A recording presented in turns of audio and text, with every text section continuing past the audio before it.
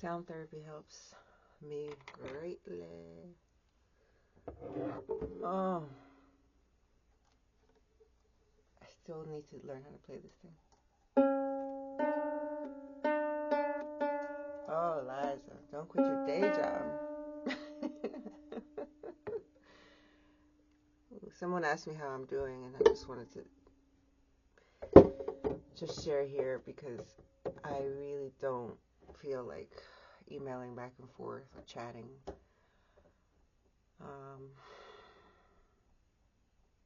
I'm glad we got through July 4th. There was a lot of noise from firecrackers, fireworks, and Panini was not having the greatest time. No matter what I did, whether I carried her or not carried her, she felt the vibrations. But I was glad that she was home for that because at least um, she's comforted by something familiar.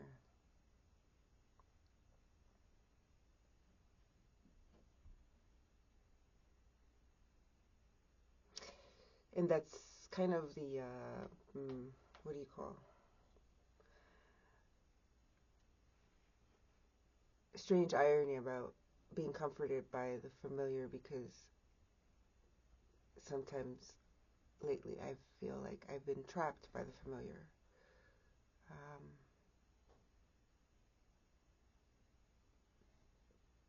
little by little, I'm going through letting go of the house and stuff like that. I have a feeling that it'll be closing in 2 weeks.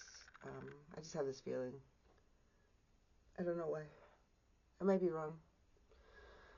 But I don't think I'll be doing much of putting myself out there for a while until I stabilize. Because I don't want to give myself the chore of having to respond. So I apologize um,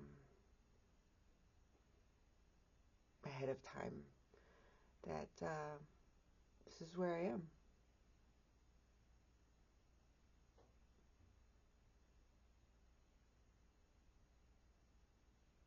Just a lot of work to do, and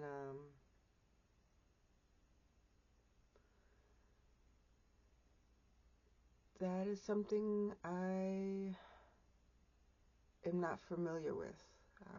Having to do so many changes at such a pace, but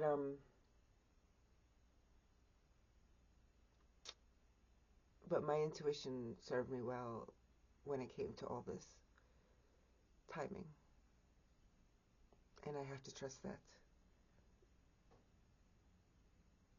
Yeah, just have to.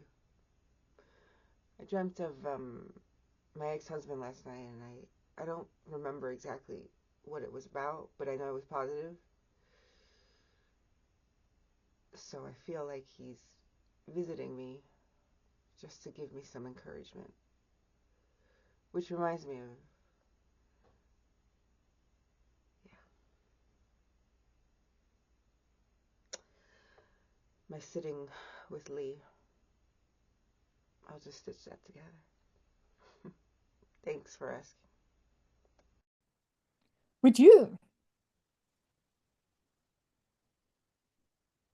would you understand infidelity issues connected with him Mm-hmm. on his part? Mm-hmm.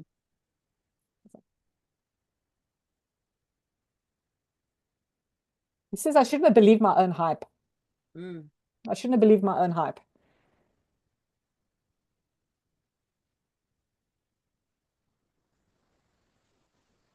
I feel very much.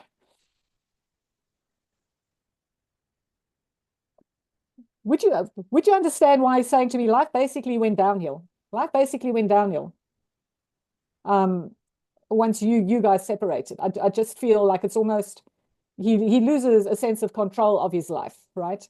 I feel like he wants to say it's the biggest mistake he ever made. But he's also wanting to remind you as well. He said we had really good times as well. You know, I feel like he is bringing up memories of a lot of laughter between the two of you. But I feel, you know, what he's acknowledging as well I let the best thing go. I let go of the best thing that I ever had in my life, and then it just went downhill. And I feel in many ways, with his lifestyle choices and everything, that he also feels like if he'd have done things differently, he would still be here today. So I feel like, he didn't treat his body very well. He did not treat his body well. And he says, and I feel, I don't know if you did or other members of the family spoke to him about it. People try to help him, but he knew it all, just pushed away, didn't really want to know anybody's story. And he says, I've got a lot of regrets. And I don't want you to look back on your life with regrets, right? He says the worst thing in the world over here, we see people in a different light, and I see you so much differently. I can't believe I let you go. It's the worst mistake that I ever made in my life. But don't, please do hold on to the good memories that the two of us had. Hold on to those good memories. But the biggest regret over here, I don't want you to have regret, because I'm sitting over here thinking I coulda, shoulda, woulda. And what he's saying to me is, I don't want you to live your life like that. Sometimes you are hesitant to embrace change. Sometimes you are hesitant to go out there and explore life. I want you to let all that hesitancy go in your life.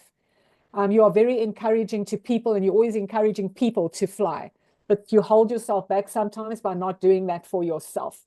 So I kind of feel, would you understand? Does this make sense to you, what he's saying over here?